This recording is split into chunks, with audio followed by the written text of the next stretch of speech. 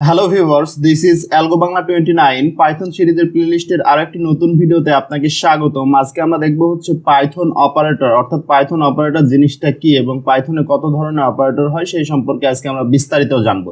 ওকে, তাহলে প্রথমে আমরা শুরু করি যে পাইথন অপারেটর বলতে কি বোঝানো হচ্ছে।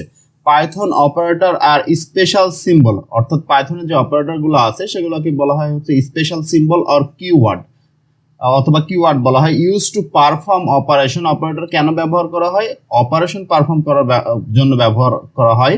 অন ভেরিয়েবল অ্যান্ড ভ্যালুস, যেটা অপারেশন পারফর্ম করে কিসের উপর অপারেশন পারফর্ম করে? ভেরিয়েবলের উপর অথবা ভ্যালুর উপর অপারেশন পারফর্ম করে। প্রতিটা প্রোগ্রামিং ল্যাঙ্গুয়েজের ক্ষেত্রে অপারেটর আছে এবং আপনারা ম্যাথের জন্য যে সকল ক্যালকুলেশনগুলো করেন সেখানেও অপারেটর আছে। যেমন প্লাস হচ্ছে একটা অপারেটর। প্লাস কি করে? দুইটা ভ্যালুকে যোগ করে, অর্থাৎ এ এবং বি এর দুইটা ভ্যালু ছিল, দুইটা ভ্যালুকে যোগ করলে যে দুইটা ভ্যালু, এই ভ্যালুগুলোকে বলা হচ্ছে ভেরিয়েবল অথবা ভ্যালু, অথবা এগুলাকে বলা হচ্ছে এ এবং বি হচ্ছে অপারেন্ট আর প্লাস হচ্ছে অপারেটর। ওকে, পাইথনে মোটামুটি হচ্ছে 7 ধরনের অপারেটর আছে। সেটা হচ্ছে অ্যারিথমেটিক অপারেটর, কম্প্যারিজন আর relational operator, assignment operator, logical operator, bitwise operator, membership operator and identity operator.